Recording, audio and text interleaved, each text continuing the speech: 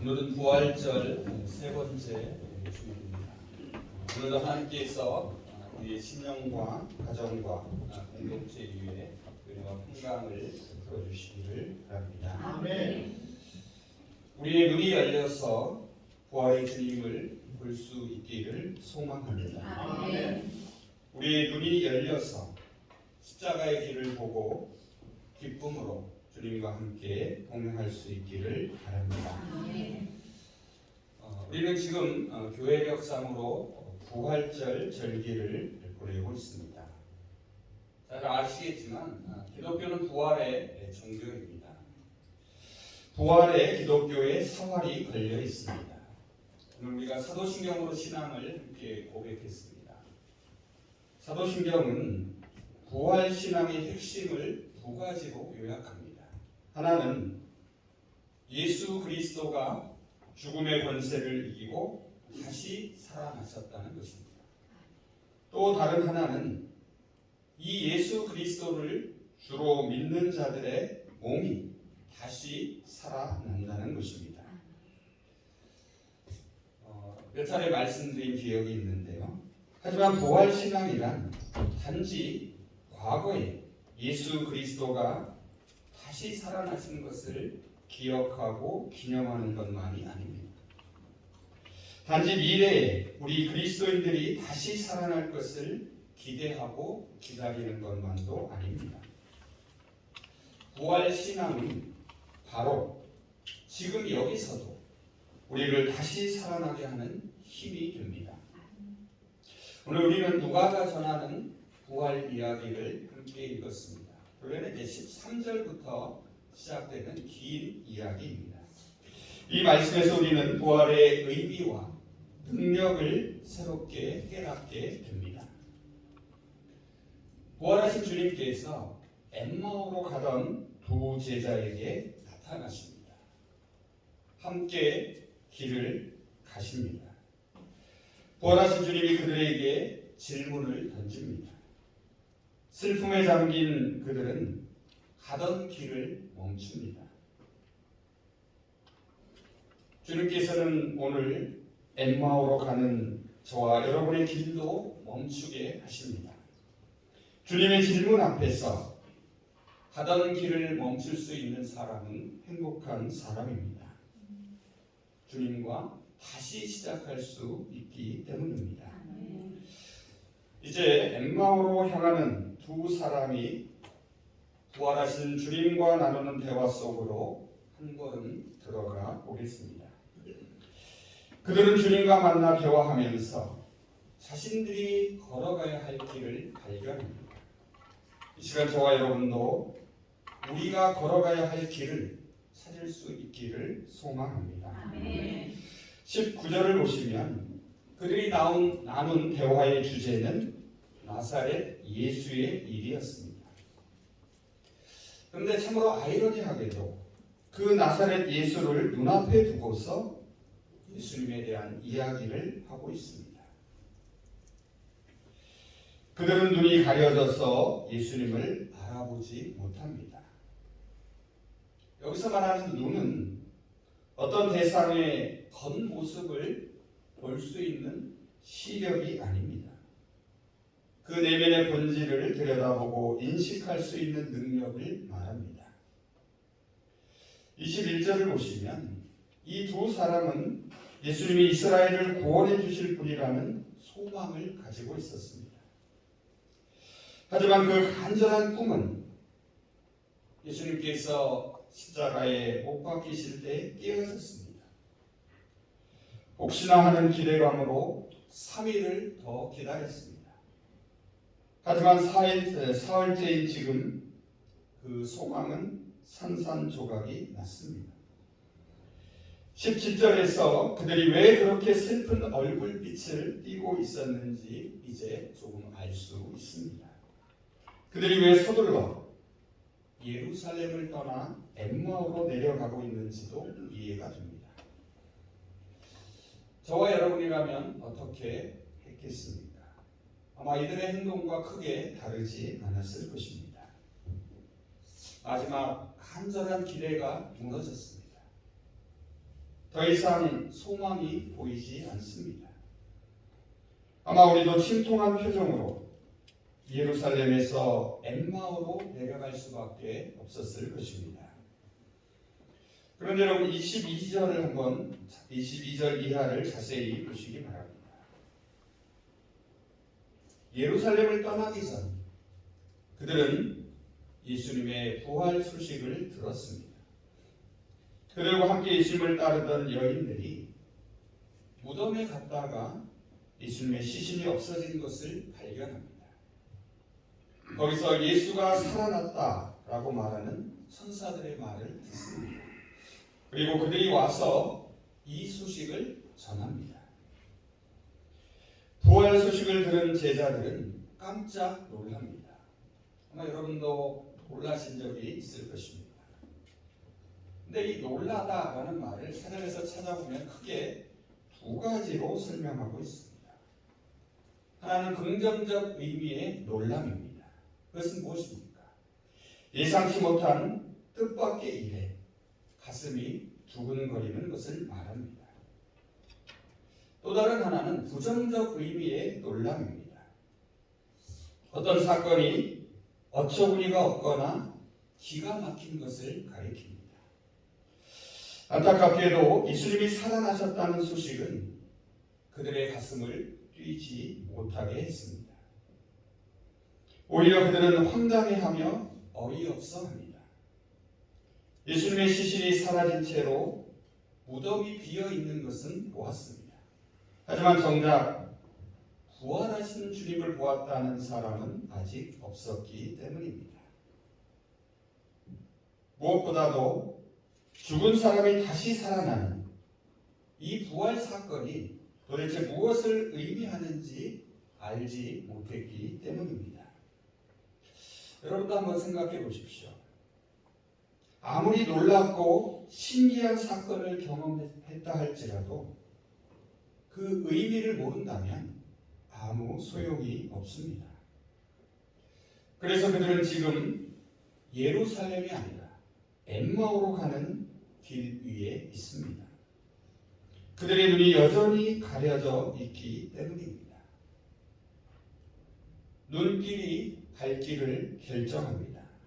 하나의 같은 사건을 경험해도 우리 눈이 열리면 길이 보이기 시작합니다. 그 의미를 깨닫게 되면 벌써 가슴이 뛰기 시작합니다. 하지만 우리 눈이 닫혀 있으면 그저 기가 막힌 일이 되고 맙니다. 25절을 보시면 그들에게 질문하셨던 주님이 이제 그들의 눈을 열어주시기 시작합니다. 그들의 다친 마음을 두드립니다. 그들이 걸어가야 할 길을 보여주기 시작합니다. 그래서 질문하시는 주님은 우리의 생각을 열어주십니다. 가슴을 두드리시며 우리에게 길을 보여주시는 분이십니다. 먼저 주님은 그들을 향하여 미련하고 선지자들이 말한 모든 것을 마음에 더디 믿는 자들이라고 말합니다. 여러분, 미련하다라는 말이 무슨 뜻입니까? 어리석고 둔하다라는 말입니다. 이해하지 못하는 것입니다. 도무지 깨닫지 못하는 것을 말합니다. 그런데 이 마음에 더디 믿는다라는 것은 깨닫는 데 시간이 제법 오래 걸린다는 말입니다. 예언의 말씀을 이해하지 못하는 것에 대하여 안타까워하는 것입니다. 믿지 못하는 것에 대하여 책망하는 것입니다. 하지만 이것을 다시 곰곰이 생각해 보면 시간이 좀 걸려도 이해하고 믿게 될 수 있음을 암시하는 희망의 선언이기도 합니다. 주님이 지금 그들에게 말씀하고 계시기 때문입니다. 주님이 말씀하신다라는 것은 그들이 깨닫고 이해하기를 기대하시는 것입니다. 주님이 말씀하신다라는 것은 결국 그들이 이해하고 깨닫게 만드시겠다는 의지입니다. 그런데 여러분, 여기서 우리가 주목할 것이 있습니다.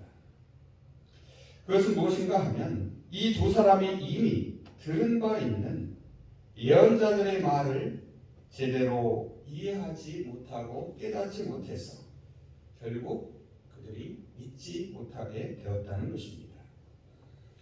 여러분 19절을 한번 보시기 바랍니다. 그들은 예수님을 어떤 분으로 이해하고 있습니까? 예언자로 알고 있습니다. 21절에서는 이스라엘을 구속할 자, 구원할 자, 메시아 그리스도로 인식하고 따르고 있습니다. 하지만 구원자 그리스도가 십자가에서 고통 가운데 무력하게 죽음을 맞이합니다. 그러자 모든 소망이 한순간에 사라진 것입니다. 여전히 눈이 가리워져 있기 때문입니다.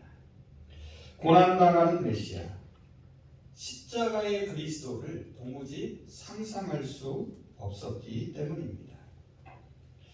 그래서 26절을 보시면 주님께서는 친히 구약에 예언되고 기록된 말씀을 통하여 그리스도가 반드시 고난을 받아야 함을 알려주십니다. 당시 유대인들이 생각해왔던 고난 없는 영광의 메시아에 대한 고정관념을 깨뜨리십니다. 여러분, 우리 생각과 기대 속에 계신 주님과 실제 우리가 경험하는 주님은 다를 수 있습니다. 주님은 우리의 생각보다, 우리의 소망보다 더 크시다는 사실을 꼭 기억하시기 바랍니다. 이것은 우리의 기대나 우리의 생각을 무시한다는 뜻이 아닙니다. 그것을 훨씬 넘어선다는 말입니다. 우리의 신앙 틀 속에 결코 주님을 가두어 둘 수 없습니다. 이제 주님은 그들의 눈을 열어주십니다. 주님을 볼 수 있게 하십니다. 사랑의 흔적인 십자가를 통과하지 않고 그리스도의 영광에 이르는 길은 없음을 가르치십니다. 주님은 모세와 모든 예언자로부터 시작하여 성경 전체에서 자신에 관한 것을 설명해 주십니다. 그리스도가 받아야 할 고난의 필연성을 일깨워 주십니다. 여러분 32절을 한번 보시기 바랍니다. 예수님께서 말씀을 풀어 설명해 주셨을 때를 이렇게 회상하고 있습니다. 그들은 서로 말하였다. 길에서 그분이 우리에게 말씀하시고 성경을 풀이하여 주실 때에 우리의 마음이 속에서 뜨거워지지 않았습니까? 그들은 말씀의 빛으로 인하여 속에서 마음이 타오름을 느꼈다고 고백합니다.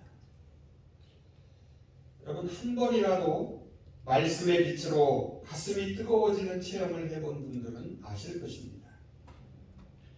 하나님의 말씀은 생명력이 있습니다.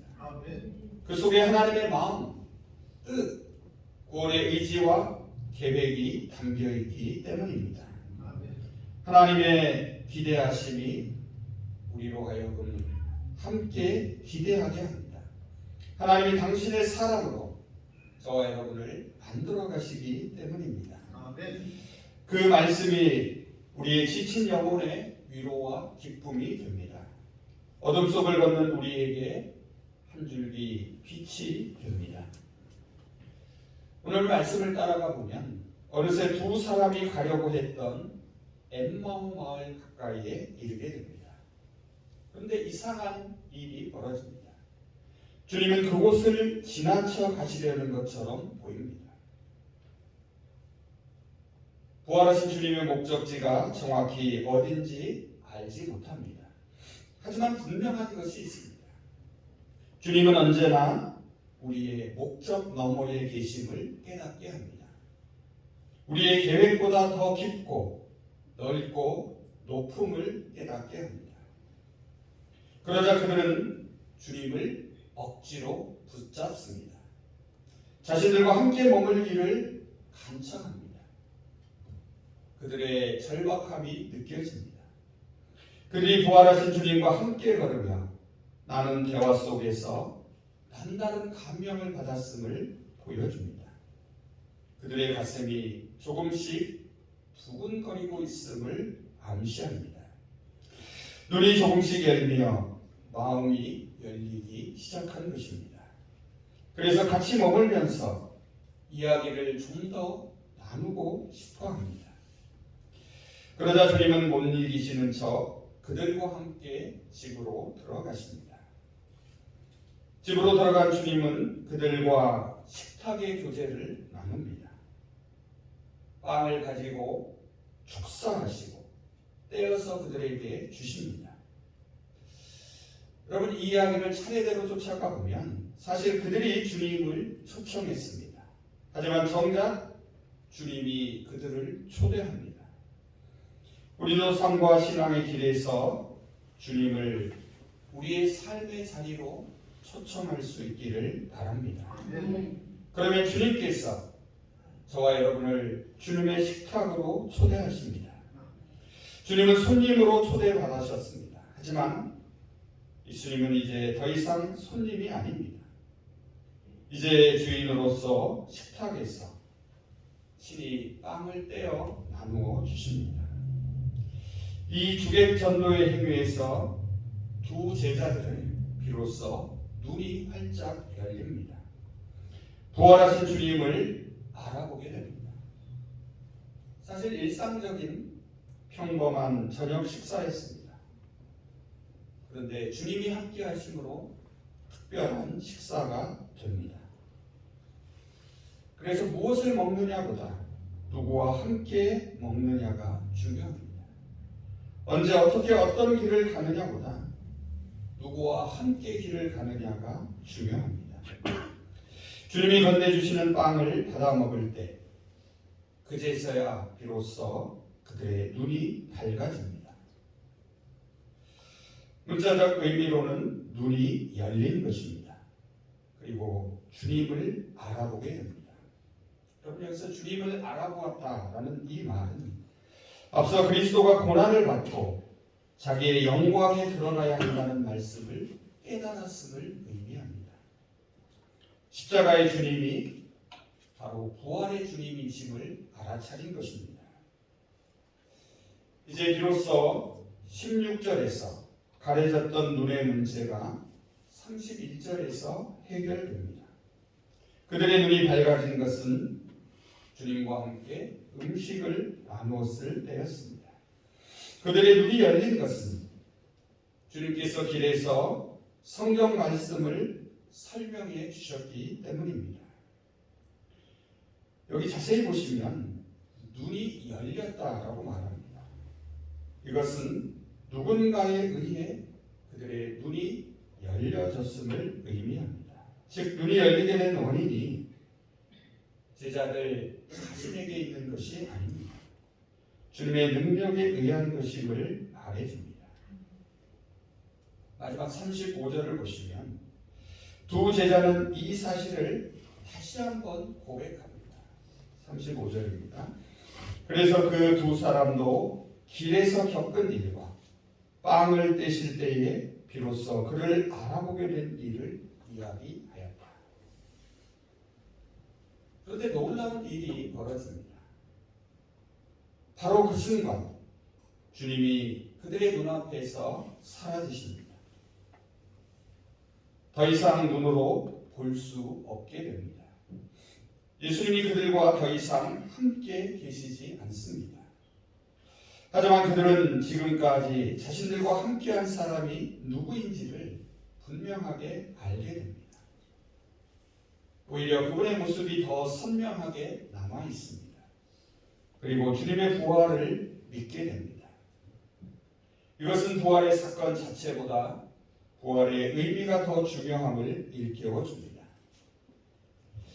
주님께서 가려졌던 그들의 눈을 열어주셨습니다. 주님이 변한 것이 아닙니다. 주님이 그들을 변화시키신 것입니다. 창세기 21장을 보시면 아브라함의 아내 사라가 몸종 하갈을 쫓아냅니다. 쫓겨난 하갈은 부엘세바 광야 길을 헤맵니다. 가지고 갔던 물이 떨어지고 아들과 함께 죽기 직전에 하나님께서 나타나십니다. 거기 보면 그의 눈을 밝혀주십니다. 그의 눈을 열어주십니다. 눈이 열린 하갈은 샘을 발견하고 물을 마시게 됩니다. 여러분, 그 샘이 갑자기 없었던 것이 생긴 것이 아닙니다. 눈이 열리자 그녀의 가까이 있던 샘물이 보이기 시작한 것입니다. 이제 두 사람은 부활의 목격자가 됩니다. 그러자 그들이 가던 길이 바뀝니다. 이제 그들은 되돌아 예루살렘으로 돌아갑니다. 그곳에 11명의 제자들과 그들과 함께한 자들에게 이 두 가지 사건, 길에서 말씀을 설명해 주신 것과 함께 음식을 나눈 사실을 전합니다. 이제 마지막으로 부활의 이야기가 오늘 우리에게 어떤 의미가 있는지에 대하여 생각해 보겠습니다. 부활 신앙이 우리에게 어떤 영향을 미치는지를 살펴보겠습니다. 말씀이 선포되고 성찬이 행해지는 곳에서 언제나 부활하신 주님이 함께 하십니다. 주님의 말씀을 듣고 음식을 나눌 때에 우리의 눈이 열려질 수 있습니다.